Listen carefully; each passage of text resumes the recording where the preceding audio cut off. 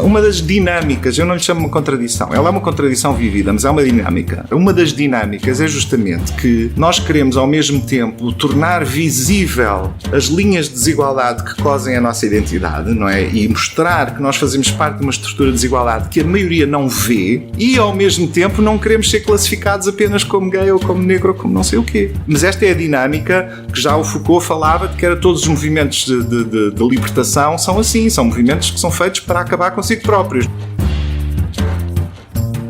Não é tanto as coisas aparentemente novas ou preocupantes que eu percebo que te preocupem que a mim me espantam, mas é a continuação das velhas coisas, o recrudescimento das velhas coisas. Elas não acontecem da mesma maneira. E eu acho que uma das razões porque elas acontecem de uma maneira diferente agora os alvos são os mesmos, mas acontecem de uma maneira diferente porque as pessoas estão, sobretudo, a sentir uma desvinculação completa das democracias e das sociedades onde vivem.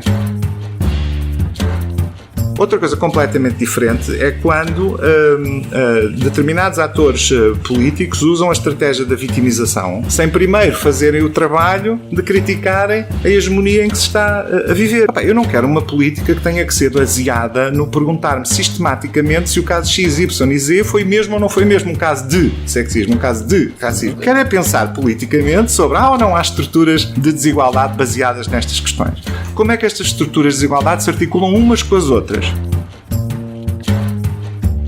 E nunca alinhei também numa espécie de guerrilha de confronto que fosse apenas uma posição de defesa e dissesse nós estamos tão oprimidos que precisamos é de contra-atacar e não queremos ligação com nada, nem com o mercado, nem com o capital, nem com os reformistas, nem com o casamento, nem com as instituições antigas, nem com nada, nem também com uma atitude completamente identitária e umbiguista, percebes? Só baseada nos casos pessoais e não sei o quê. O que a gente fez foi sobretudo jogar o jogo legislativo e o jogo pedagógico, da formação, da desconstrução de como a sociedade está organizada e não sei o quê. Aquilo que muitos outros de fora dizem social-democrata e reformista.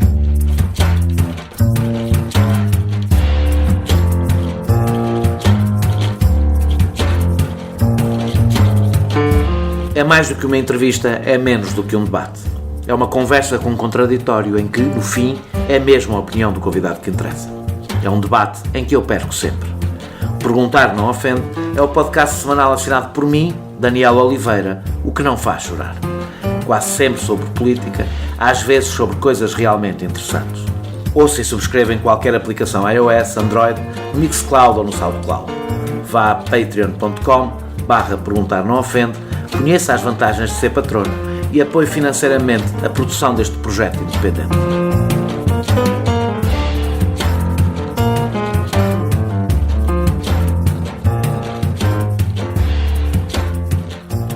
Acho que é um avanço para os Estados Unidos se tivermos um CEO ou um diretor afro-americano à frente de uma grande empresa.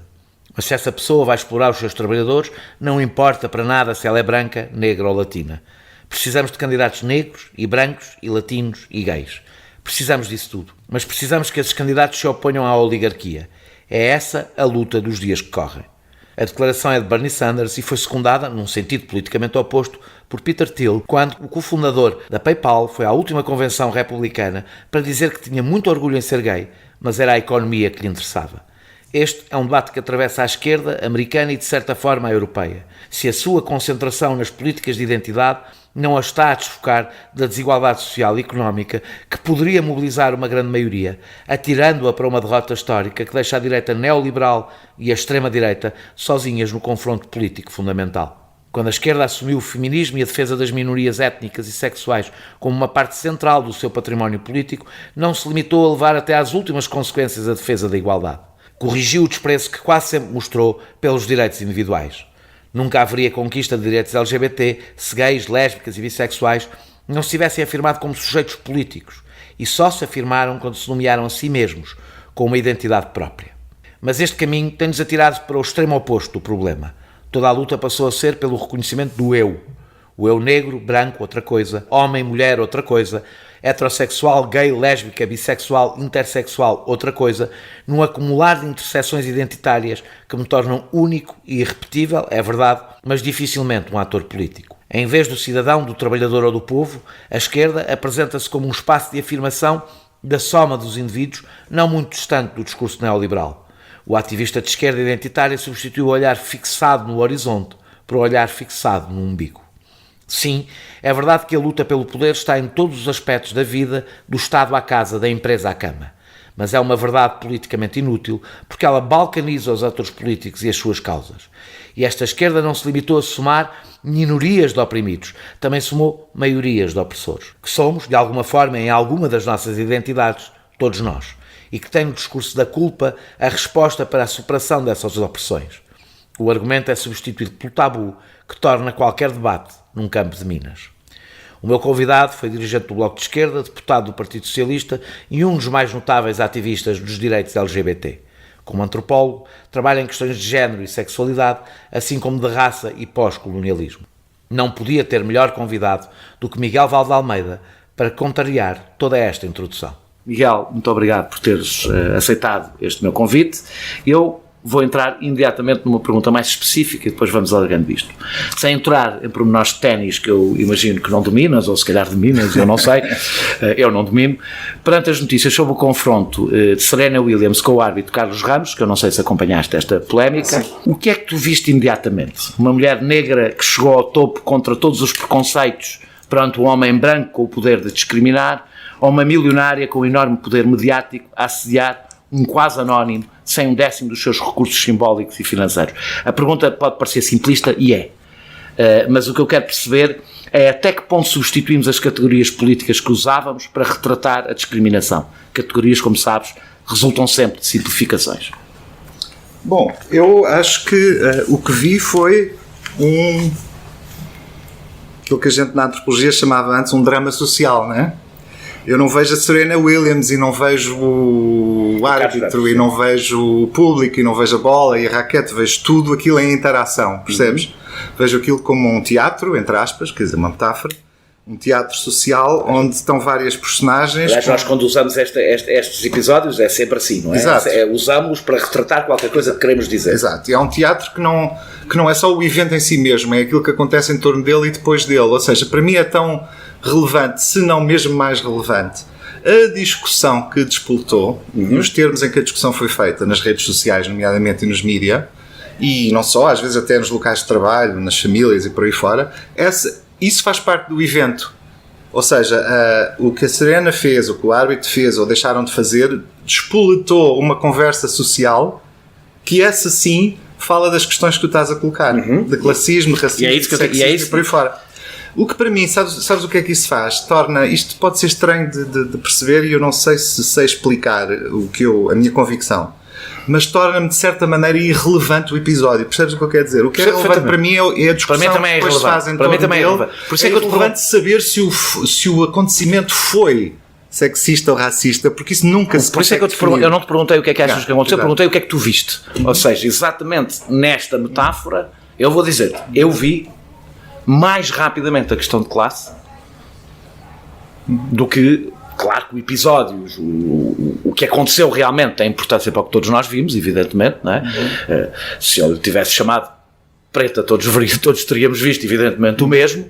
É exatamente porque ele não é assim tão claro que nós podemos ter visto coisas diferentes, e eu acho que quando eu te faço esta pergunta não é porque quero saber a tua opinião sobre o episódio da Serena Williams, é porque quero saber a tua posição num debate que se está a fazer às Há situações onde obviamente eu vejo primeira classe, mas ali não veria primeira classe, e vou tentar explicar porquê. Porque aquilo que é historicamente evidente, mesmo nos Estados Unidos e em todo o mundo ocidental, aquilo que é historicamente evidente é a baixíssima presença de pessoas negras, por exemplo, em determinado tipo de atividades que elas sim têm um toque de classe muito grande. Quer dizer, o que tem um toque de classe à partida é o ténis e é o facto de tu estares naquele campeonato. Quer dizer, não é mesmo com o futebol. Sim. Tudo aquilo já é uma coisa de classe, de certa maneira. Pronto. E que nesse meio estejam mulheres é uma coisa que já está adquirida, mas sabemos que elas ganham menos, têm prémios mais baixos. Agora já não, agora já estão equivalentes, mas sabemos que há esse lastro histórico de desigualdade. Primeira questão, por essa categoria, não é? Que é uma categoria que elas não desejam e que não é móvel, por assim dizer. E por outro lado, sabemos que o mesmo se aplica à questão racial, não é? Sobretudo nos Estados Unidos. Isto é a ausência histórica das pessoas negras em certas áreas que conferem mais estatuto social ou mais visibilidade social. Portanto, com essa premissa, para mim é impossível eu não ver que nesse drama social, que naquele teatro está a ser acionado o racismo e o sexismo. Quer dizer, que faz parte da estruturação daquilo tudo. Agora, na minha opinião pessoal, eu não sou tão opositivo ao que tu dizes como tu poderias imaginar. O que eu acho é o seguinte, é que a estruturação por classe, as contradições de desigualdade, de poder, etc., que nós conhecemos da análise marxista e que estão corretíssimas na sua essência, não é? Definir muito bem aquela desigualdade e aquilo em que ela assenta, não é mais nem menos do que outras desigualdades igualmente estruturais que fazem parte desse mesmo regime, percebes? Como sejam nomeadamente a de género e a racial. Porque tu tens o capitalismo, que a teoria das classes marxista critica e desconstrói. Para mim, o capitalismo é concomitante com uma divisão sexual de trabalho e uma divisão de trabalho sexual, e é concomitante com os efeitos raciais do colonialismo. Já é mais difícil aplicar essa questão das orientações sexuais, por exemplo. Acho que elas são derivativas do género. Eu tenho uma opinião muito específica sobre isso, diferente de muitos colegas meus e pessoas ativistas. Eu acho que é derivativa, e uso a expressão que não é correta em português, acho que nem existe. É um anglicismo, porque se eu disser derivada parece que é secundária. Sim, não é a mesma coisa. Mas é derivativa no sentido em que é a estruturação do género, quer dizer, a ideia de que temos que viver numa dicotomia de masculino e feminino que não é simétrica, que se apresenta como simétrica, mas que não é simétrica, tem como derivativo a impossibilidade de os homens gostarem de homens e as mulheres gostarem de mulheres. Percebes? Há uma punição social histórica. Não estou seguro que isso ainda hoje seja verdade. Está tudo a mudar. Claro. Está tudo a mudar. Não, mas é que é importante quando dizemos que está tudo a mudar. Sim. Quando eu dei aqui o exemplo do cofundador da PayPal ter ido a uma convenção republicana, coisa que nunca tinha acontecido. Dizer, meus amigos, eu sou gay, tenho muito orgulho em ser gay, tenho muito orgulho em ser republicano, tenho muito orgulho em ser americano, vamos lá falar de economia. Não é por acaso que ele vai, por exemplo, apoiar o Trump. Vai provavelmente no momento mais triste da história, dos momentos mais tristes da história americana. É exatamente porque se calhar o próprio capitalismo já integrou algumas coisas. E não é indiferente, quando discutimos isto, saber que ele já integrou, porque isso rearruma eu vou tentar pôr isto em trincheiras, eu sei que é difícil, mas rearruma as trincheiras. E é essa a parte que me perturba um bocadinho, devo dizer, em alguns movimentos. É não se terem apercebido como se rearrumaram as trincheiras. Há coisas que nós estávamos convictos do alinhamento que deixaram de fazer sentido. E isto não quer dizer a igualdade de género, a igualdade racial, a igualdade, que são, aliás, coisas diferentes umas das outras. A igualdade no que toca à orientação sexual são assuntos irrelevantes. Não é dizer isso. É dizer que se calhar não são eles que alinham as trincheiras. E eu não tenho a certeza que não é essa a divergência principal que eu tenho. É que já não são eles, ou que se calhar voltaram a ser outros que realinham as trincheiras, independentemente destas lutas continuarem a ser feitas. Ou seja, que é possível estar do lado do Trump. Não é só um gay assumido que defende a igualdade e que tem tomado posições sobre o assunto. Mas eu não sei, Daniel, eu não sei se isso é muito produtivo para pensarmos nos eventuais problemas que eu acho que existem nos movimentos todos. Porquê? Porque senão eu fazia aquela coisa clássica de inverter a coisa e pensar, se um líder trabalhista, operário, sindical, que está perfeitamente alinhado com uma ideia de luta de classes, não tiver a mais pequena consciência de que o facto de ser homem lhe concedeu um privilégio, ele também está a fazer a mesma coisa. Percebes o que eu quero dizer? Eu acho perfeitamente... Eu percebo e acho que está seguramente a fazer a mesma coisa. Eu acho perfeitamente possível haver gays que apoiem o Trump, haver gays hipercatólicos, haver gays aristocráticos, haver gays do CDS, quer dizer, acho que isso é tudo perfeitamente... Eu não estou a falar de gays. Tudo perfeitamente possível. Estou a falar de gays que se batem só que o problema, igualdade... isso é outra coisa. Porque... É disso que eu estou a falar, os serem gays... Mas é justamente aí que eu queria fazer a diferença sobre a questão identitária. É que a identidade não remete para o indivíduo necessariamente. Agora, que há pessoas que patinam para aí, que veem a questão da política identitária como uma questão do eu, não é?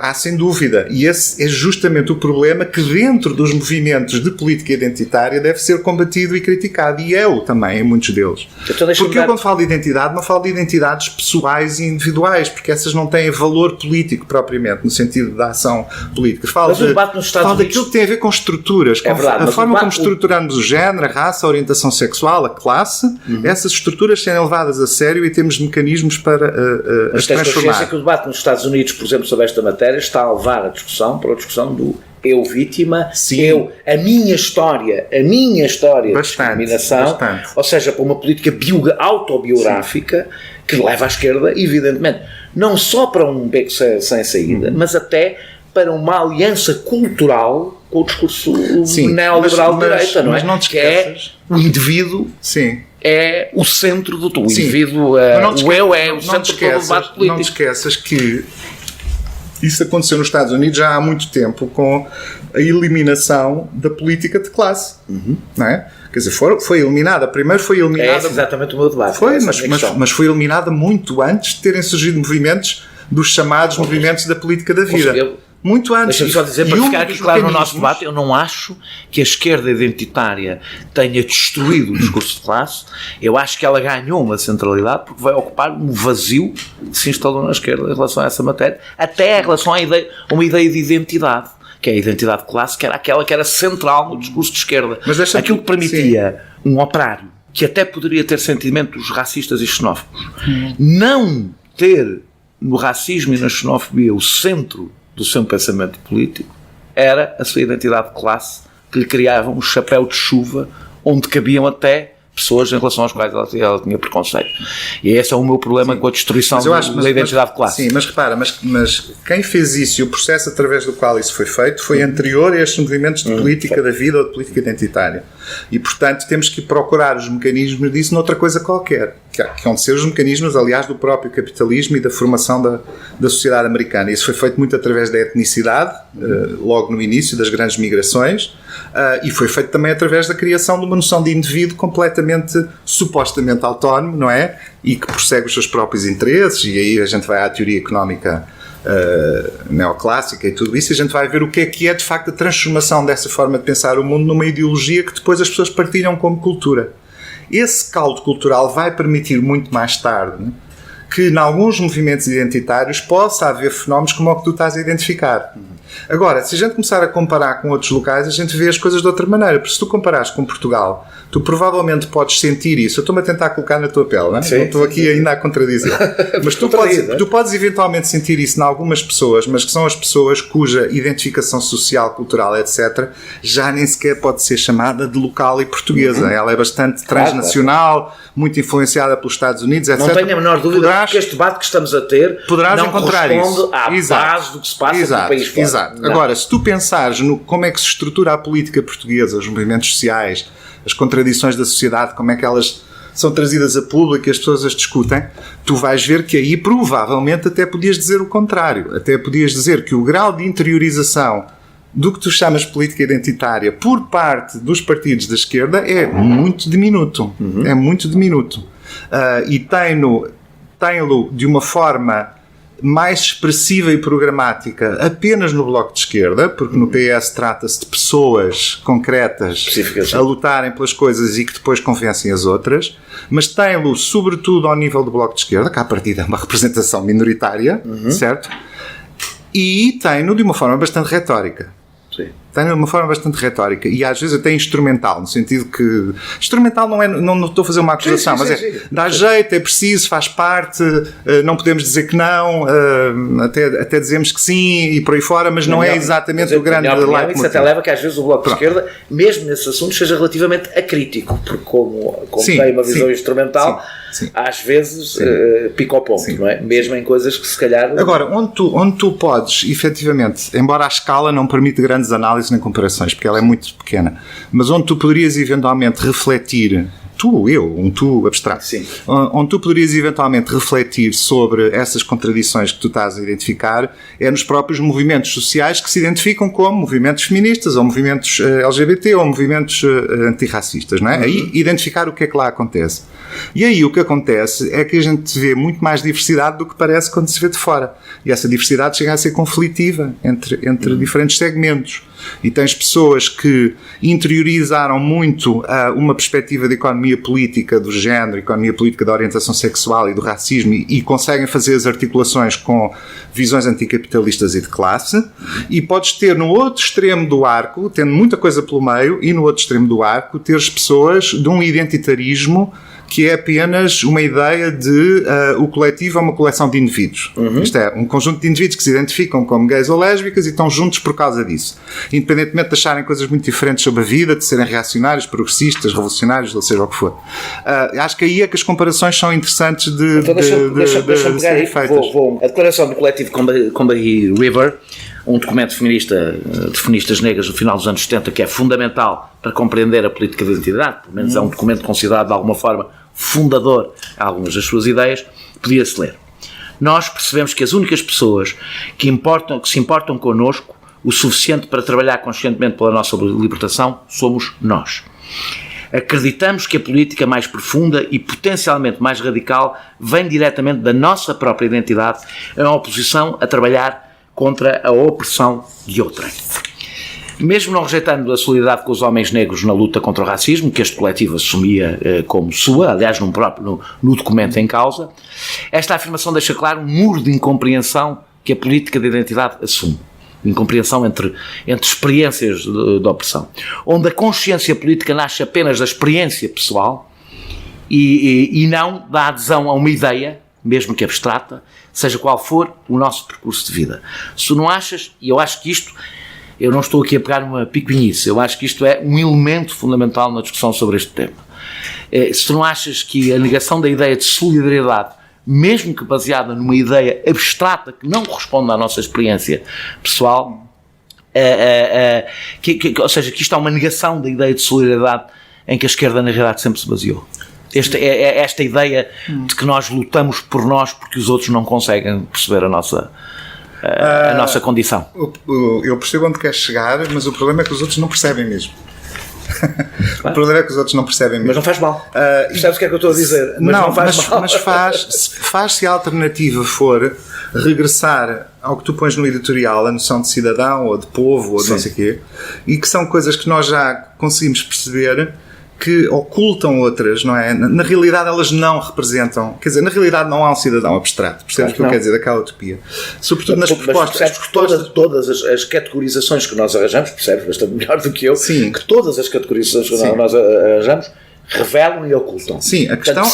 Decidem o que é que resolvem revelar e o que é que não resolvem. E por isso há momentos políticos em que tens que escolher, de certa maneira, se tu achas que é melhor pagar o preço de usar conceitos como cidadania ou povo... Ou... Eu usei várias, sendo que eu contesto a utilização hoje do termo cidadania. Exato, mas não contesto o do povo e muito menos o do trabalhador. Pois, é que eles estão marcados por género, por raça, nacionalidade e até mesmo por orientação sexual. Estão marcados, quer dizer, há um protótipo do que é o ser humano e o ator social por trás da ideia de cidadão e povo, que é um protótipo extremamente gendrificado, racializado e por aí fora. Esse é o problema, não é? Tens consciência que, por exemplo, o de gay, mesmo que não queiras, também está marcado do ponto de vista social.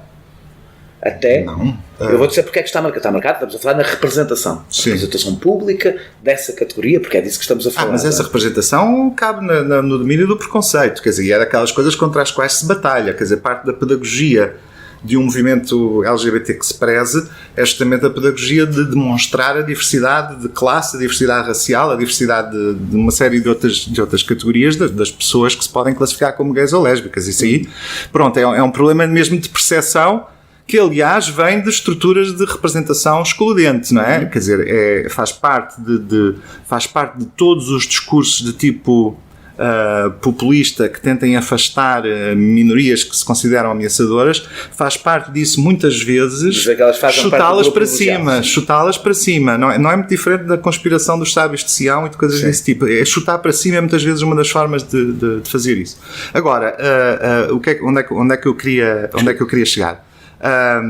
Quando surgiu com a Crenshaw e outras pessoas a teoria da interseccionalidade, na análise sociológica sobre a questão das diferentes identidades que permeiam uma pessoa específica, aquilo que ela tem de interessante, ela é feita de uma forma bastante problemática, a meu ver, porque ela é feita a partir do indivíduo, quer dizer, toma o indivíduo como o objeto de análise, não é? A pessoa como objeto de análise, e vai ver uma coisa óbvia que é a pessoa é ao mesmo tempo várias coisas e essas coisas podem ser contraditórias. Mas eu acho que há aí um erro epistemológico, por assim dizer, porque o que a gente tem que olhar não é para o indivíduo como sendo o recipiente ou o ponto de passagem destas diferentes lealdades e pertenças e determinações sociais, mas olhar de facto para como é que se estruturam as grandes desigualdades sociais e para que é que serve essa estruturação e como é que pode ser desestruturada, por assim dizer.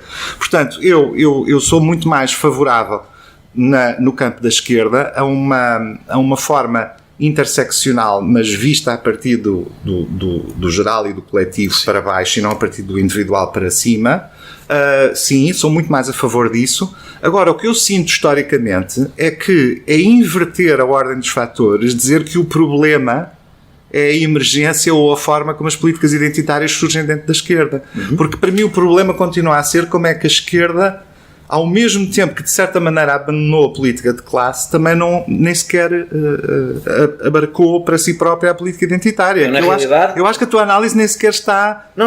Não tem sustentação empírica. Percebes o que eu quero dizer? Eu por acaso vou dizer uma coisa. Eu acho que o problema continua a ser que a esquerda não consegue perceber como é que estas diferentes dinâmicas se suportam mutuamente. Eu há uma coisa que concordo contigo. Eu acho que, por exemplo, grande parte da esquerda, as políticas identitárias vieram ter, aliás, como tu utilizaste, uma função quase oportunista, de ocupar uma coisa qualquer, de se poder dizer, nem tendo sido na realidade absorvidas, depois de um abandono absoluto do discurso social, do discurso de classe, se tu quiseres. Ou seja, eu acho que é muito claro que à medida que a esquerda foi aderindo, ou o centro-esquerda, se tu quiseres, foi aderindo à terceira via, basicamente assumiu uma derrota histórica, agarrou-se, aliás, sem grande convicção, à primeira pedra que lhe apareceu, à primeira rocha que lhe apareceu à frente, e que foram as políticas identitárias. Não sei se estou de acordo, não sei se é isto que tu achas, mas eu não atribuo, muito menos em Portugal, seguramente, não é? Eu acho que há aí, quando tu fazes a distinção de Portugal, há uma coisa que devemos ter em conta. Portugal tem sido exímio em curtos-circuitos, ou seja, em dar saltos. Isso aconteceu na política em imensas áreas, em dar salto não passando por algumas fases, ou seja, e tendo duas realidades em simultâneo, que é uma elite que não vive aqui no seu debate, mas que tem influência no conjunto do discurso político, e depois uma realidade que não tem rigorosamente nada a ver e depois não existe nada no meio. Sim, eu também acho, mas eu acho que isso tem a ver com as nossas estruturas de poder, claro, e a nossa ausência de democracia. Eu acho que nós temos um movimento feminista de elite com muito pouca implantação social e, portanto, isso, por exemplo... Agora repara no seguinte, quanto mais a questão categorial for do domínio pessoal, mais fácil é ela aparecer no espaço público como uma reivindicação. O que é que eu quero dizer com isto? Para tornar isto claro para mim próprio. Porquê é que tivemos avanços nas questões LGBT? Porque nós conseguimos passar às pessoas a mensagem, a meu ver correta, porque as questões LGBT são muito específicas no sentido em que elas são vividas nas biografias num aspecto muito fundamental da vida das pessoas, que é a sua sexualidade, não é? E os seus afetos, e estas coisas normalmente acontecem no processo do desenvolvimento da personalidade, acontecem no processo do crescimento dentro da família e da saída dela, da entrada no mercado de trabalho, da criação de relações com os outros, e portanto é uma questão política muito biografável, percebes? E que portanto pode motivar muitas pessoas e pode criar empatia. E todos isto, exato, eu ia dizer seduzir, mas seduzir parece uma coisa malévola, não é essa a ideia? Criar empatia nos outros, pronto.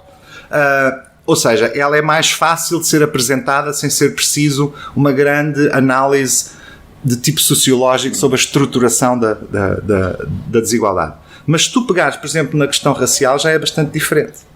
E repara, quanto mais ela é diferente, quanto mais ela é estrutural, quanto mais ela é histórica, quanto mais ela é oculta e estruturante, isto é, não só baseada na biografia dos indivíduos, embora seja sentida na pele e de que maneira, menos ela é compreendida pela esquerda em geral, tradicional. Por exemplo, a dificuldade gigantesca, dificuldade, pior do que isso, recusa, não é?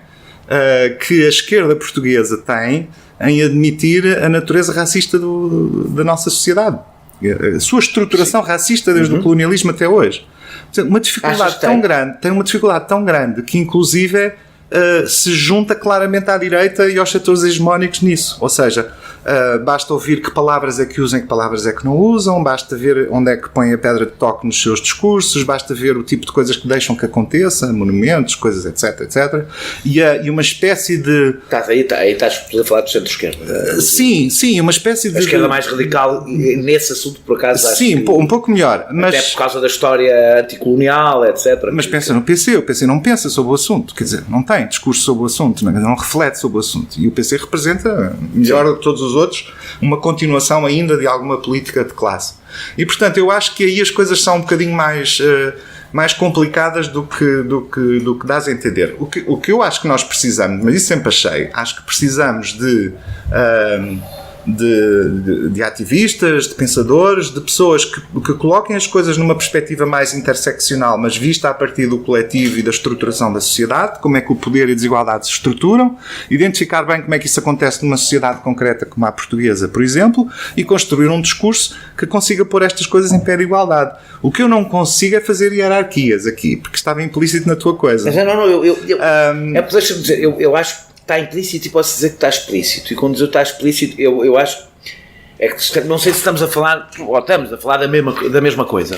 Não, mas estamos ao princípio. Eu disse que eu acho que as contradições fundamentais que estruturam o poder e a desigualdade em termos de classe, em termos de género, em termos de raça, eu acho-as equivalentes e acho-as articuladas entre si, percebes? E isto, a maior parte das pessoas na esquerda recusa isto. Eu não sei. E muita gente da política identitária, sim, mais de umbigo, os tais que eu estava a tentar dizer há pouco, mas que têm a ver com as suas posições biográficas muito específicas, de despolitização, etc., também recusariam. A minha questão, eu não sei se recuso ou não, quer dizer, instintivamente recuso, não sei se depois de uma reflexão um pouco mais profunda recuso ou não. Agora, eu quando falo, eu aceito que a política faz hierarquização na forma como representa os combates políticos que faz a cada momento, e nisso eu tenho seguro que em momentos diferentes da história tu fazes hierarquias diferentes, tendo em conta prioridades e até derrotas que estás a ter. Eu, por exemplo, faço e assumo completamente uma hierarquização que resulta das circunstâncias políticas do momento que vivemos.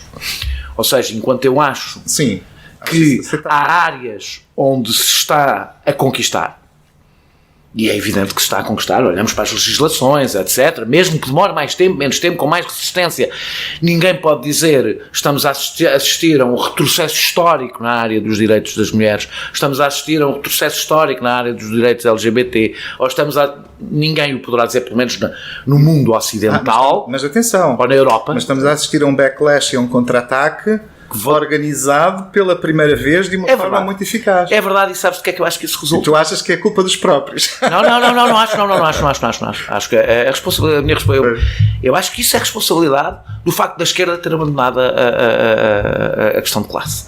Ou seja, ao abandonar a questão de classe, porque eu acho que estas coisas depois estão ligadas às suas repercussões, ao abandonar a questão de classe, entregou uma maioria social aos setores mais conservadores e reacionários, permitindo que eles fizessem a ofensiva em todas as outras áreas também. Ou seja, a minha grande questão de hierarquia é a esquerda ganha quando representa a maioria do ponto de vista de classe social. E quando ganha e representa essa maioria, consegue avanços nas outras áreas. Quando a esquerda como é que se diz? Desprioritiza, não é? Exatamente. A questão de classe e a questão social perdem tudo o resto. Eu aceitaria. Eu não... Portanto, a minha questão é mesmo uma questão de prioridades. Sim. Não é uma questão de prioridades éticas, prioridades morais, mas prioridades táticas. Eu não teria, teoricamente, problema em aceitar isso e, por exemplo, usar o que tu estás a dizer como uma hipótese e trabalhar sobre ela e pensar isto talvez faça sentido. Quer dizer, não tenho nenhum parti pris contra isso. Agora, o que eu vejo é o seguinte: quando tu tens agora um movimento extremamente articulado, por exemplo, a partir do Vaticano e de alguns setores islâmicos e evangélicos, contra o que eles chamam de ideologia de género, por exemplo, que é uma coisa fortíssima para destruir de uma vez o feminismo e o movimento LGBT, por exemplo. Ou quando tu tens a criação de discursos muito articulados sobre o perigo da imigração, o perigo dos refugiados e o racismo e o ressurgimento do nacionalismo. Espera. Que às vezes, como eles às vezes se cruzam, como o discurso, por exemplo, em algumas áreas, o discurso em defesa dos direitos LGBT e dos direitos das mulheres é usado para fazer um discurso racista. Claro, islamofóbico, etc. Mas isso a desonestidade intelectual faz tudo, não é? É livre é completamente livre. Mas repara, as figuras a que eles estão a recorrer, quer dizer, as figuras de alteridade e de ameaça e não sei o quê, não são particularmente novas. Esta é que é a questão. Isto é, não é porque agora, ou porque tenham feito um determinado tipo de discurso, ou porque a esquerda tenha abandonado determinado tipo de questões, que de repente surgiu, percebes?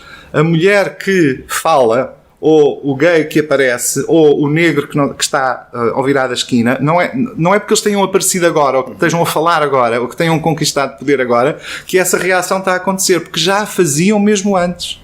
Só que agora com eficácia. É que antes de tu teres alguma espécie de movimento feminista verdadeiramente articulado e com conquistas, ou LGBT, ou políticas de igualdade racial, etc., mesmo antes disso, basta ir para os anos 40, ou mesmo para trás, tu já tinhas estas figuras como as figuras de acusação. Sim. Não é? Pronto. Para resolverem o quê? E aí é que eu concordo contigo. Para resolverem essas figuras de acusação, contradições de classe que estavam a tentar ser desviadas por certos discursos políticos demagógicos. Quer dizer, o que é o antissemitismo na Alemanha, se não isso mesmo? Exatamente. Estás a perceber? E, portanto, tu já tinhas isso. Agora, eu acho que já tinhas isso, não porque a esquerda desistisse, porque na altura então não se pode dizer que tivesse desistido, era o seu único argumento, completamente oblívio a tudo o que fosse questões de género ou de raça e colonialismo, etc. Mas tu já tinhas isso porque a direita e a oligarquia são muito capazes inteligentemente de usar esses discursos de criação de botes expiatórios. Percebes o que eu quero dizer? Justamente para ir contra a igualdade de classe. Voltemos um bocadinho a uma coisa que eu insisto muito, que tem a ver com a questão da eficácia do discurso. Eu tive um debate com o José Pacheco Pereira sobre um livro a propósito deste tema que estamos a falar, de Marco Lilla. Eu não sei se é Marco Lilla, se é Marco Lilla, mas é uma das duas coisas, que é um discurso crítico da chamada esquerda identitária. E José Pacheco Pereira disse, foi num debate da Feira do Livro, uma coisa que foi interessante. Ele utilizou uma ilustração que me parece interessante do ponto de vista da eficácia do discurso à esquerda. Que a Hillary Clinton, que o Donald Trump tinha 2 pins na campanha, um que é Make America Great Again e outro já não sei o quê, e que a Clinton tinha para aí uns 11, 12, 13, com as latinas, com os gays, com os... Ou seja... Querendo ou não querendo, então nós estamos quase sempre a falar do mesmo, querendo ou não querendo, o confronto político faz-se entre grandes categorias. Nós, quando vamos para um confronto, há um sentimento de pertença. E o discurso da esquerda, que o Bloco utilizou numa frase que eu sempre contestei, que é a luta toda. Ora, isso não existe.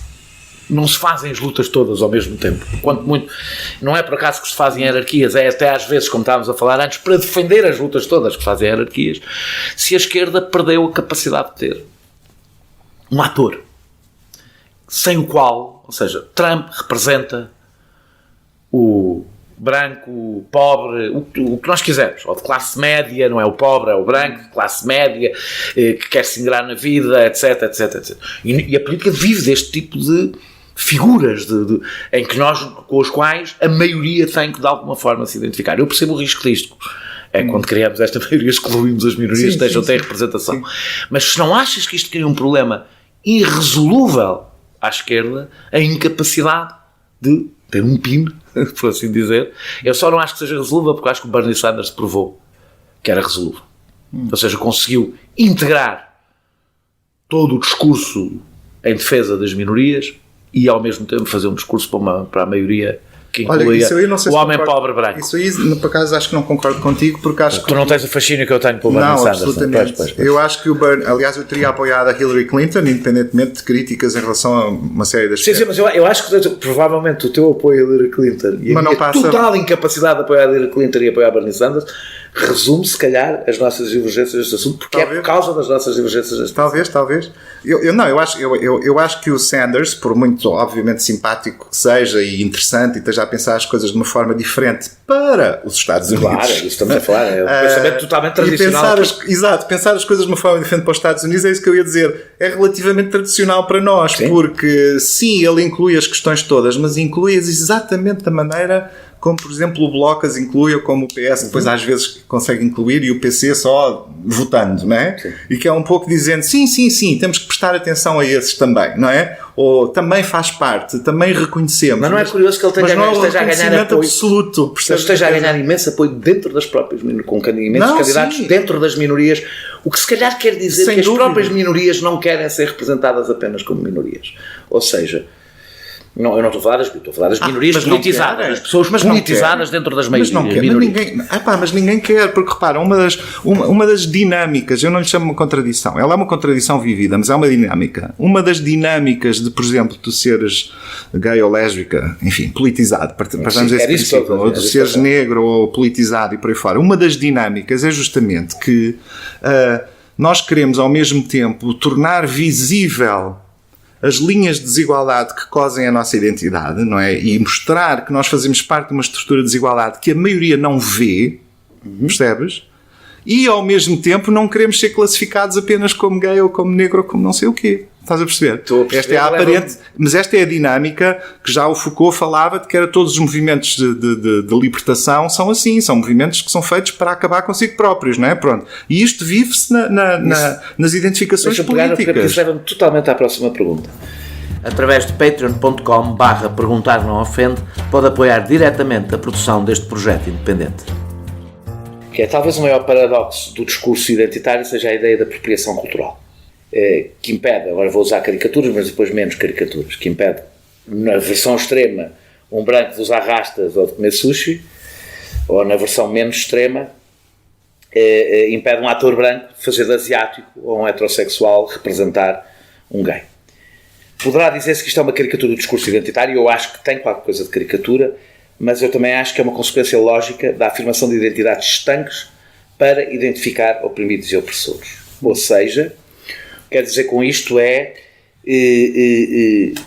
a afirmação da identidade é uma afirmação de uma identidade, significa crava na pedra essa identidade.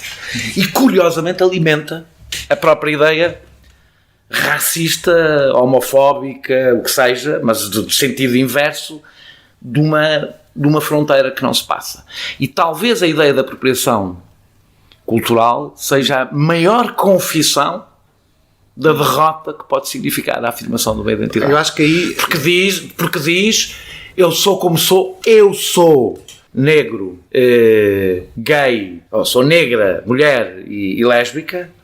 Isto significa que tu és homem, branco e heterossexual. Daniel, mas repara, eu tenho que recuar um bocadinho, Recua. Porque acho que eu vou dizer uma coisa um bocadinho bruta, mas é porque isto é ouvido por outras pessoas. Deixa-me só dizer, se é sobre mim, neste programa ainda não há nenhum convidado não tenha atacado. É que eu acho ótimo pensar criticamente, acho que é fundamental, como estás a fazer, e ir até ao limite. Só que repara, estás a 2 passos do teu discurso ajudar a legitimar o da pessoa que diz vocês, os antirracistas, falam de racismo e isso é que é racista e não sei o que e tal. Esse discurso está na linhagem de todos os discursos de opressão anteriores. Quer dizer, ele não tem absolutamente nada de novo e nem foi provocado por nada de particularmente novo. Esta é a primeira coisa. Segunda, para relativizar,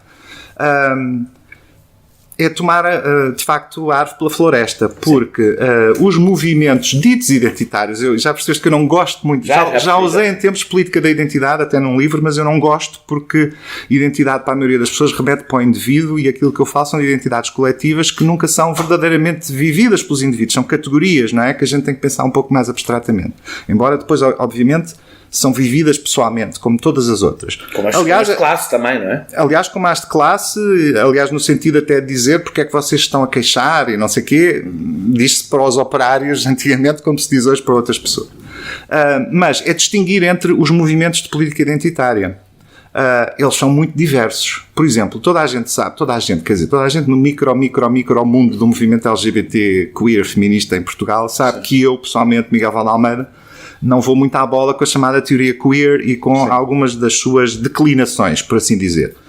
Justamente até porque já... explicar isso às pessoas que não são do micro mundo. Exato, há toda uma teorização muito específica dentro da linhagem histórica do pensamento feminista, depois dos estudos LGBT, depois surgiu uma coisa chamada teoria queer e muitas outras versões, e parte delas defendem formas de interpretação das dinâmicas da sexualidade e do género que, a meu ver, são muito individualistas e muito neoliberais, como tu até dizias ali no teu editorial. Mas pronto, não vale a pena entrar muito nisso.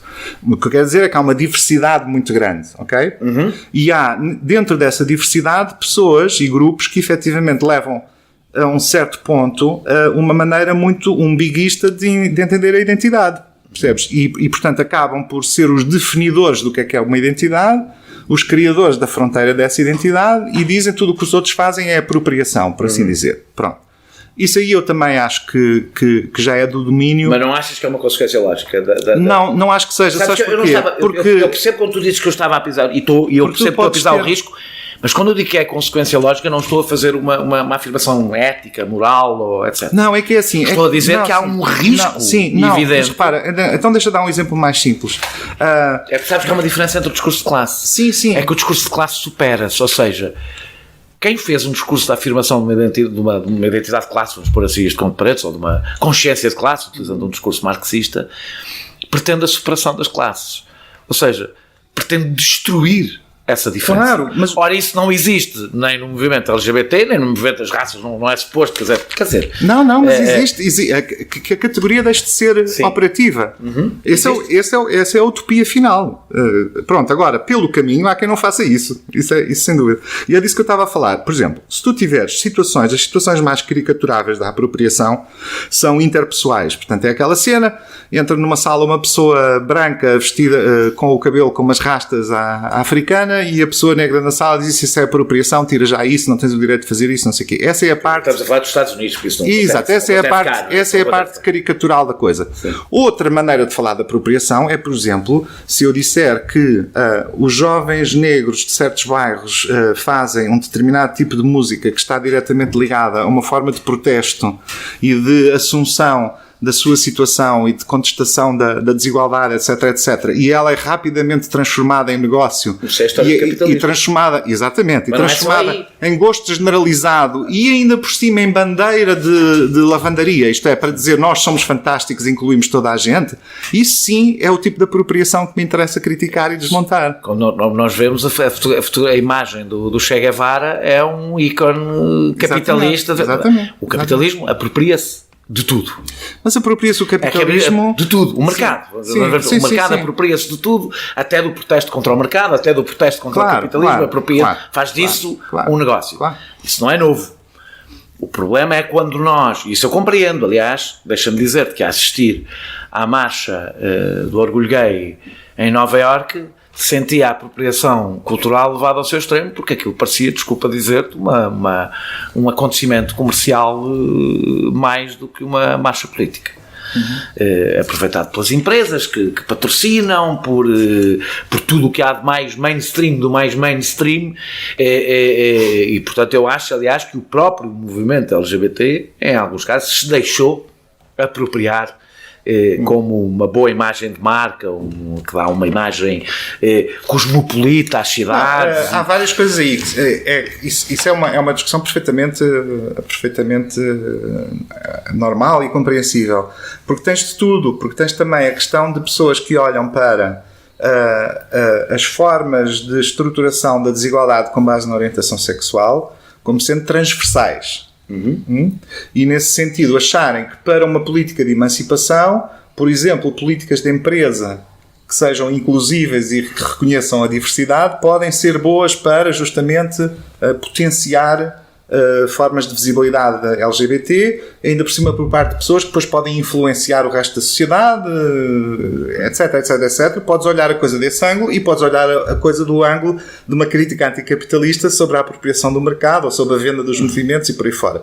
E dentro dos movimentos discutem isso imenso. As pessoas discutem imenso isso, com posições, aliás, super agressivas umas com as outras, consoante o tipo de politização que tem e a vertente política à qual... Tu estás a ver de fora, não te estás a situar. Não, mas existe imenso, eu já passei por isso. E tu situas-te aí nessa discussão onde? Eu situo-me numa coisa muito mais de aceitar a dinâmica diversificada das coisas e aceitar as contradições. Quando as causas são maiores, uma causa de emancipação é uma causa maior do que as pequenas contradições que possam surgir pelo caminho. A não ser que eu tivesse, e não tenho, percebes, um template ideológico determinante, percebes, que está acima de tudo e que diz que uma coisa é mais importante que outra. Eu não tenho. Eu também não. Se eu tivesse... Apesar de parecer aqui na nossa conversa... Se eu tivesse, então eu tinha uma grelha para aplicar a todos os casos e criticá-los a partir dessa grelha. Eu tenho apenas uma circunstância histórica... Não vivemos num mundo que possibilite isso, não é? Também não tenho. Acho apenas que vivemos numa circunstância histórica que representa a maior derrota desde o pós-guerra, no que toca a direitos sociais, laborais, com todas as implicações que isso tem, e confesso que tenho, e aceito que às vezes com impaciência e talvez às vezes com alguma injustiça, uma certa dificuldade em não pôr isso na primeira prioridade das prioridades. Eu quero deixar-me ir para um debate que é sempre um debate muito armadilhado, cheio de equívocos e de caricaturas, eu próprio não gosto muito dele, em torno do politicamente correto, etc. Mas eu quero ir a uma coisa mais específica. Se não concordas que a persuasão, de que a democracia depende, não há democracia sem a vontade de persuadir a maioria, foi substituída pela vitimização. A culpa, eu falei disso na introdução, a culpa e a ideia de que não podemos quero a concentração na ideia de culpa até daqueles que às vezes parecem nossos aliados, e de não podemos dar plataforma, eu quero sublinhar especialmente isto, a ideia de não dar plataforma aos adversários. Ou seja, se tu não achas que esta esquerda, onde eu estou a dizer esta, e eu identifico-me em grande parte com ela, pelo menos uma parte razoável, está a colocar-se numa posição de que até isso acontece nos Estados Unidos, não acontece na Europa, é que é muito mais fácil judicializar o confronto político, onde eu prefiro ter uma vitória, mesmo que não conquiste a maioria, ao trabalhão que me dá a conquistar a maioria. Convencido que a maioria é uma maioria de opressores e, portanto, que nunca vai compreender o meu ponto de vista e, portanto, que isto não se discute. Eu, por exemplo, durante muito tempo defendi que a despenalização da interrupção voluntária da gravidez não devia ser referendada, e hoje acho que foi bom ser referendada. Porque acho que mais do que a aprovação da lei, que teve um efeito prático na vida das pessoas, mas do ponto de vista do salto que demos, o referendo e a vitória no referendo. Sim, mas estás a fazer isso com recurso histórico e a dizer, bom, foi sorte que tinha sido uma vitória. Com certeza. Exato. Mas não, nós só podemos fazer essa análise com recurso histórico. Agora, eu digo se tu não achas que estes movimentos estão a desistir, por exemplo, a ideia que se instalou de não dar plataforma ao inimigo, é uma desistência, não é uma vitória. Não, é dizer, eu com estes não discuto, o que significa que eu os deixo falar sozinhos. Sim, eu poria isso... Eu devo dizer-te que eu aqui mudei de posição. Eu tinha uma posição mais próxima da não dar plataforma e hoje não a tenho, até porque tu podes não dar plataforma ao que é marginal. Não podes não dar plataforma ao que representa... Não, isso aí não tenho problemas. Eu acho que isso para mim é uma questão de princípios. Quer dizer, é mais fácil enunciar princípios do que outra coisa. Eu acho que eu sou contra a judicialização da política, seja ela o que for. Quer dizer, seja ela qual for, o aspecto político que esteja em causa, sou contra a judicialização.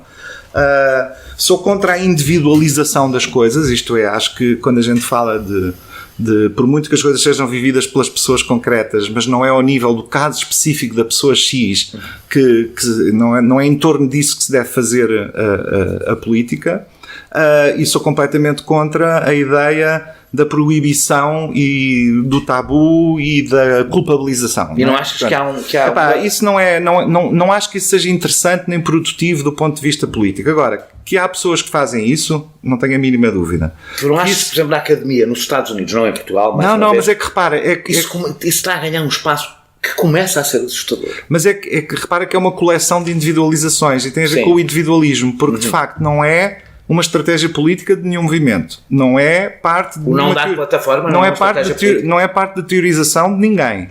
Percebes? É uma espécie de interiorização por uma data de indivíduos em posições atomizadas, que é um pouco o que a sociedade americana criou em muitos contextos, que reduzem a política à manifestação dos fenómenos biográficos. Estás a perceber o que eu quero dizer? E que é uma coisa que a mim me perturba. Que eu também não gosto. A frase que mais vezes hoje nos Estados Unidos o senhor está-me a ofender. Que eu também não... Exatamente. Está-me a ofender. Exato. Agora, é assim.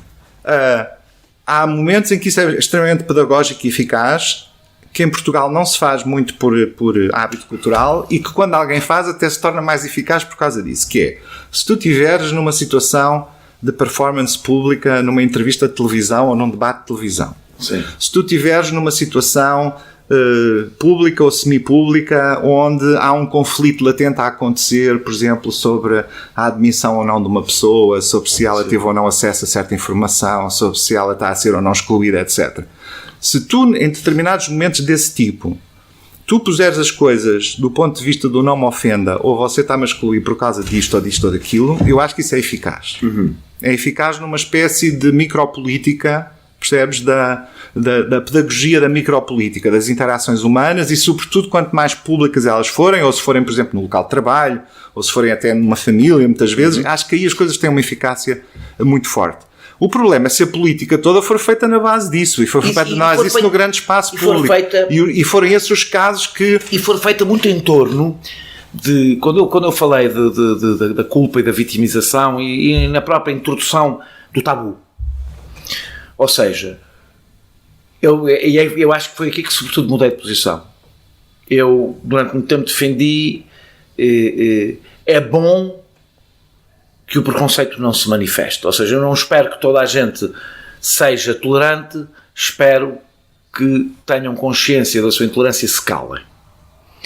Ora, isso faz sentido quando estamos a falar de coisas marginais. A partir do momento que isso ganha uma determinada dimensão, e eu acho que há uma cultura do tabu, eu não acho que ela seja opressiva de uma minoria que não consegue falar, não. Ela esconde. Ela às vezes até esconde. Sim, mas a vergonha social não tem mal nenhum nestas coisas. Não, agora, a não ser quando ela esconde uma realidade largamente maioritária. E aí isso é um problema, porque significa que não se discute. Isso está bem. E eu acho que está instituído um discurso do tabu nos Estados Unidos de forma muito clara e chega à vida académica, o que para mim é muito preocupante. Porque eu... mas quer dizer, Daniel, mas isso está não sei como é que eu compreendo o que tu dizes e até aceito até um certo ponto, mas eu não percebo a real importância da coisa comparando com aquilo que continua a ser o desbragamento absoluto de comportamentos classistas, racistas, homofóbicos, sexistas e por aí fora. Certo. Por parte de candidatos políticos, por parte de dirigentes políticos, por parte de primeiros-ministros, por parte de mídia eu não acho. E por parte da hegemonia dominante que continua a ser assim. Eu, aliás, já o disse várias vezes. Portanto, é muito mais relevante e preocupante o que continua a acontecer e até as novas formas como acontece, que são supostamente de contra-ataque o politicamente correto, sei lá, quando o Bolsonaro começa a falar, é cavalgar essa onda de que vamos acabar com esta pouca vergonha de agora a gente já não poder dizer o que pensa. Estás a perceber? Mas a gente quem? A gente quem? Quem tem privilégio ou quem almeja a esse privilégio e que, portanto, procura os botes expiatórios que lhe garantam essa situação de privilégio. E, portanto, o que eu diria são duas coisas e as duas são platitudes. Pá. Uma é perceber bem as prioridades, o que é verdadeiramente perigoso, o que é que continua a ser verdadeiramente perigoso para nós todos. Sim. Para nós todos, porque em princípio uma boa política relacionada com as questões do sexismo, do racismo ou da homofobia é uma política para todos, não é só para os que estão a reivindicar os direitos, é para que a sociedade seja melhor e mais inclusiva. E a segunda coisa que também é uma platitude é diferenciar. Por exemplo, repara, estás a falar com uma pessoa que pertence a um segmento relativamente minoritário, acho eu, hoje em dia, mas que pertence a um segmento que, por exemplo, em termos do que é a política LGBT, há duas coisas com as quais eu nunca alinhei. Não é porque eu seja contra elas ou elas me fazem, é porque não são a minha onda. Pronto. Há duas em que eu nunca alinhei. Nunca alinhei numa espécie de de radicalismo identitário que justamente fizesse da política toda apenas a questão LGBT, por um lado, e nunca alinhei também numa espécie de guerrilha de confronto que não procurasse, que fosse apenas uma posição de defesa e dissesse nós estamos tão oprimidos que precisamos é de contra-atacar e não queremos ligação com nada, nem com o mercado, nem com o capital, nem com os reformistas, nem com o casamento, nem com as instituições antigas, nem com nada, nem também com uma atitude completamente identitária umbiguista, percebes? Só baseada nos casos pessoais e não sei o quê. O que é que eu e os meus fizemos? Reparaste nisso? O que a gente fez foi, sobretudo, jogar o jogo legislativo. E o jogo pedagógico, da formação, da desconstrução de como a sociedade está organizada e não sei o quê. Aquilo que muitos outros de fora dizem social-democrata e reformista. Pronto, mas assumo, foi isso mesmo que a gente fez. E, portanto, só neste exemplo que eu te estou a dar, tu percebes que há aqui uma variação muito grande, que é simétrica não, que é análoga da variação entre, no domínio do movimento operário e sindical, socialista, whatever, entre um stalinista, mas, não é? Entre o stalinista ou alguém do Bloco de Esquerda hoje. Estás a perceber? Quando optaste pela questão, por exemplo, do casamento, ou até pela questão da adoção, como prioridades do ponto de vista do movimento LGBT, e eu concordo, optaste pela persuasão. Ou seja, sim. por ganhar maiorias sociais. Mas sem dúvida. Bom, sem dúvida. Eu estou a falar do movimento dos vários. Sem dúvida. Sem dúvida. Mas eu vou dar um exemplo. Vou contar uma história muito rápida, mas dentro do Bloco, quando éramos, aliás, na altura, os dois militantes do Bloco, uma vez estava numa reunião local, fora de Lisboa, em representação da direção, e estava-se a discutir exatamente a questão da adoção, muito no início até do Bloco. E havia uns camaradas, que até penso que vinham do UDP, ou de uma tradição completamente diferente, e havia um que dizia... pois, eu por acaso até tenho umas amigas que são lésbicas e têm uma criança e tratam muito da criança e eu não teria problema nenhum ter alguém, eu acho que se fosse gay, depois interrompeu, mas não sou. Não havia problema que se fosse, mas não sou. E eu olhei para aquela pessoa e percebi que estava perante alguém que uma parte do movimento LGBT rapidamente sublinharia a quantidade de vezes que ele teve que insistir que não é, e uma outra parte do movimento LGBT que quer ganhar maiorias sublinharia que alguém que não vem daquela cultura deu um passo do ponto de vista da sua percepção da realidade em que aceitaria que... Ou seja, o que eu estou a dizer é que eu tenho a sensação que há no movimento LGBT e que ele está a crescer em Portugal essa fação que era irrelevante e que hoje está a crescer, que... Como é que eu ia dizer depois? Que quando eu falei exatamente do tabu e eu não estou a falar daquilo que fala à direita, já não se pode dizer nada, não. O que eu estou a dizer é que não olha para os pequenos passos, para as pequenas conquistas e tenta conquistar novos aliados, mesmo que esses aliados, no seu íntimo, até possam ser relativamente homofóbicos, até possam ser relativamente racistas, não percebendo que há um processo de conquista do outro que passa pela transformação do outro. Sim. Bom, é assim, a invisibilidade das coisas também tem o seu papel aqui, porque o movimento é dinâmico e transforma-se muito. Por exemplo, eu e algumas das pessoas com que eu mais me identifico não estamos neste momento ativos no movimento LGBT em nenhuma organização. Eu faço parte com mais um conjunto de pessoas de uma plataforma que começámos agora a organizar online que se chama Coisas de Género e que tem a ver justamente com essa ideia de que o género é que é o determinante. E continuamos a pensar as coisas de uma forma muito distanciada neste momento daquilo que é a dinâmica dos movimentos LGBT organizados em Portugal. Neste momento não estamos, um grupo de nós não estamos muito ligados a nenhum dos movimentos. Eles têm as suas próprias dinâmicas. Mas, o que é que eu te queria dizer? Que, independentemente disso, eu lembro de uma história que foi uma vez com um conhecido dirigente sindical muito apreciado no país, ele me ter vindo ter comigo e ter dito que tinha sido muito importante para ele ter aprendido graças à intervenção de muitos de nós a reconhecer a importância e a relevância da igualdade em termos de orientação sexual por causa de todo o processo do casamento e da adoção. E eu fiquei obviamente muito contente, não é? E a achar, bom, as coisas mudam e são mesmo boas. Só que a situação é relativamente assimétrica por razões de linha temporal, de história e de peso. Maioria, minoria, agendas já muito estabelecidas e agendas novas. É que o contrário não era verdadeiro, porque a percepção do que é a dinâmica das classes e da importância do trabalho dele como sindicalista e das questões relacionadas com a sua luta, já eu a tinha. Percebes o que eu quero dizer?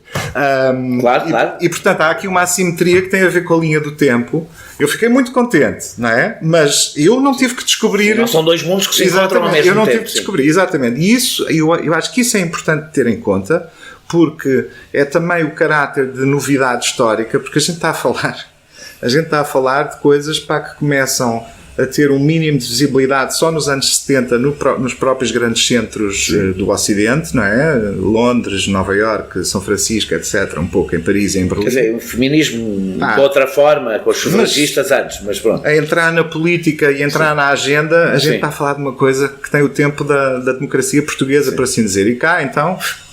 Sim, anos 90, foi outro dia. É de anteontem. E, portanto, eu tenho uma certa tendência cautelosa perante críticas que eu acho legítimas, como aquelas que tu estás a fazer, eu tenho uma certa tendência para pensar primeiro, isto não é muito cedo, isto não é demasiado cedo, não será que é tão cedo que possa ser apenas mais uma reação? Percebes o que eu quero dizer? É cedo. E não apenas o resultado de erros feitos pelos movimentos emancipatórios, mas ser apenas mais uma reação à emergência das coisas. Assim que as coisas aparecem, percebes? Talvez comparando com outras movimentações a gente perceba isso melhor, isto é, a forma como sempre que um determinado grupo emerge a reivindicar direitos é imediatamente ele próprio acusado de estar a criar o problema de que se está a queixar. Isso em Portugal então acontece a toda a hora. Estão sistematicamente a dizer que o que os afrodescendentes estão a fazer com a movimentação que agora começou é a vitimizar-se, a criar o problema de que se estão a queixar, eles é que estão a fazer o racismo, e se não falassem daquilo, aquilo não existia. Não, isto é um clássico. As mulheres passaram por isto, as mulheres feministas passaram exatamente por este processo, que vai junto com o processo da negação. O processo de, não, mas isso não acontece, mas não é verdade, estão a imaginar, estão-se a vitimizar e não sei o quê. Outra coisa completamente diferente. Portanto, eu sou contra este tipo de atitudes. Outra coisa completamente diferente é quando determinados atores políticos usam a estratégia da vitimização apenas e logo à partida, sem primeiro fazerem o trabalho de criticarem a hegemonia em que se está a viver. E aí as coisas ficam todas individualizadas, ficam todas extremamente biográficas. As articulações com os outros são muito difíceis. Toda a gente fica a pensar, será que foi mesmo? Estás a perceber? Eu não quero uma política que tenha que ser baseada no perguntar-me sistematicamente se o caso X, Y e Z foi mesmo ou não foi mesmo um caso de sexismo, um caso de racismo. Isto para voltar ao início. Não, eu quero é pensar politicamente sobre há ou não há estruturas de desigualdade baseadas nestas questões. Como é que estas estruturas de desigualdade se articulam umas com as outras? E como é que tu podes fazer uma política, neste caso à esquerda, que aí a gente encontra-se, que contemple tudo isto sem hierarquias? Nestes temas também nos encontramos, pelo menos, processo que usamos. Não sei se na estratégia da esquerda nos encontramos. Deixa-me terminar com uma pergunta, até porque eu este meu podcast é sempre um bocadinho o meu papel aqui é provocar o contraditório. Como te disse na introdução, do Estado à cama, a política está em todo lado. Acho que todos nós assumimos isto, mas assumir isto tem os seus riscos. A transformação do íntimo na bandeira política não condena à esquerda um discurso totalitário que se entranha em toda a vida dos cidadãos. Ou seja, onde é que está, e eu assumo que a política está em todo lado, e eu imagino que tu assumas que isto tem os seus riscos. Se não é uma pergunta que nos temos que fazer, é porque esse é um dos problemas também que se levanta neste debate, sobretudo quando falamos das questões de género e de orientação sexual, menos nas questões raciais. Eu acho que há perguntas... É que estando isso ligado com o lado da intimidade da vida das pessoas, há aqui sempre uma fronteira um bocadinho difícil da política não se tornar ela própria totalitária, ou seja, que não permite aquilo que nós precisamos para viver, que é sermos pessoas contraditórias, não é? Claro que é difícil, mas é por isso que também que é uma política um pouco diferente, é por isso que apesar de tudo lhe dás nomes, não lhe chamas identitária, não lhe chamas a mesma coisa que outra coisa e por aí fora, porque cruza muito diretamente com a vida das pessoas, porque é trazida para dentro de casa a maior parte das vezes. Mas eu acho que a pergunta que continua a ser relevante, porque é como se a resposta a essa pergunta nunca fosse ouvida verdadeiramente. Tem a ver, por exemplo, perguntar às mulheres, efetivamente, quer dizer, nem é perguntar às mulheres, é perguntar-nos a nós todos se efetivamente a desigualdade de género existe ou não existe? Porque se tu constatares que ela existe mesmo, então as outras perguntas a seguir tornam-se secundárias, por assim dizer. Isto é, porque é que efetivamente a esmagadora maioria dos casos de violência de género e de violência sexual e de violência doméstica e abuso são de homens sobre mulheres? Porquê? Pronto, o que é que está aqui a acontecer? O que é isto? Não é? Porque é que a diferença salarial é marcada pelo género? Porque é que a questão da representação e da presença nos locais de trabalho e nos postos de comando e por aí fora é o que é? Pronto, a gente tem que olhar para isto e ver, bom, qualquer coisa aqui está efetivamente mal. Agora, isto tem que ser posto a um nível que na prática política tem que ser suficientemente abstrato, não é? Porque depois está permeado de contradições, não é? É óbvio que uma coisa é uma mulher burguesa, outra coisa é uma mulher operária e coisas deste tipo. Uma mulher negra, uma mulher branca. Sem a mínima dúvida. Eu dou sempre um bom exemplo que é uma das razões porque o casamento entre pessoas do mesmo sexo voltou atrás na Califórnia foi porque o referendo coincidiu com a eleição do Obama. Os negros foram votar em massa e a comunidade negra é mais conservadora nesse aspecto. Mais conservadora do que a branca. O que é bastante interessante para percebermos como... Só que, repara, é tudo muito mais complexo, mas é tudo muito mais rico e muito mais verdadeiro. Porque, de facto, estamos a cobrir muito mais áreas do que é a vida real das pessoas e das sociedades. Muito mais, percebes? Por alguma razão... quando tu tens aquela pergunta inicial, a tua preocupação inicial, não é? De que tudo isto tem a ver com uma espécie de esvaziamento da agenda da esquerda, não é? Na realidade, tudo isto tem a ver com o complemento da agenda da esquerda. Só que infelizmente coincidiu com um esvaziamento de uma parte da agenda da esquerda. Isso eu não tenho dúvida. Não tenho dúvida. O que não podemos é estabelecer causalidade. Não, eu acho que não há. Eu acho que não há uma relação de causalidade entre as duas coisas. Depois, quando as coisas ficam em roda livre, sem as articulações, que é o que acontece mais nos Estados Unidos.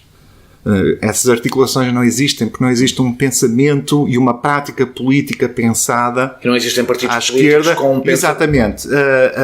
A roda livre é muito mais possível e as pessoas ficam efetivamente a fazer política por si próprias ou a juntarem-se apenas em situações de identificação mútua, percebes? O grupo dos não sei quantos, o grupo daqueles, e às vezes até vários ao mesmo tempo e contradizentes.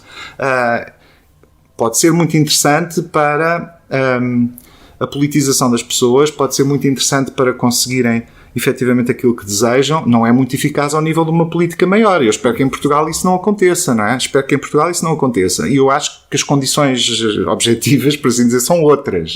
São outras.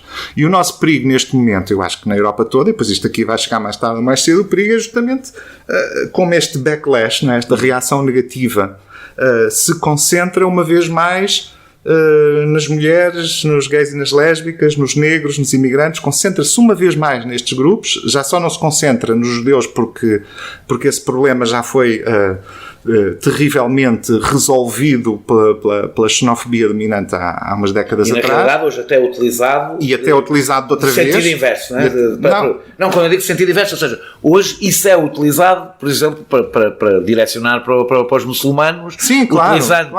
Instrumentalizando o que aconteceu. Sim, embora tenha-se antissemitismo em recomeço também, nomeadamente em França, o que é fantástico, porque é duplamente trágico, porque é uma espécie de antissemitismo sobre quem praticamente já não existe no sentido de um peso social significativo. E eu acho que isso é que é preocupante, não é tanto as coisas aparentemente novas ou preocupantes que eu percebo que te preocupem, que a mim me espantam, mas é a continuação das velhas coisas, percebes? O recrudescimento das velhas coisas. Claro que elas não acontecem da mesma maneira. E eu acho que uma das razões porque elas acontecem de uma maneira diferente agora os alvos são os mesmos, mas acontecem de uma maneira diferente porque as pessoas estão, sobretudo, a sentir uma desvinculação completa das democracias e das sociedades onde vivem.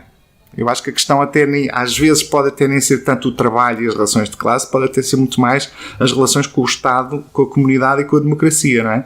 E que elas sentem que a desestruturação da vida é provocada por estas pessoas que estão a pedir coisas diferentes, como se fossem enfiá-las pelas goelas abaixo delas, não é? Basta ouvires o discurso que se vê nas redes sociais do qualquer dia é obrigatório ser gay, não é? Ou qualquer dia, não sei como, quer dizer, que são são coisas extraordinárias de inversão da ordem dos fatores, não é?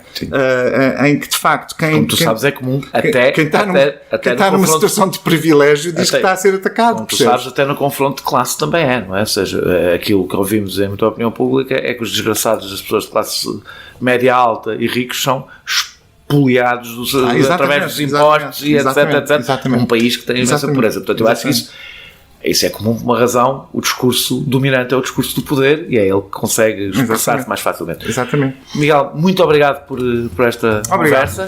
Nós regressamos para a semana com outro convidado.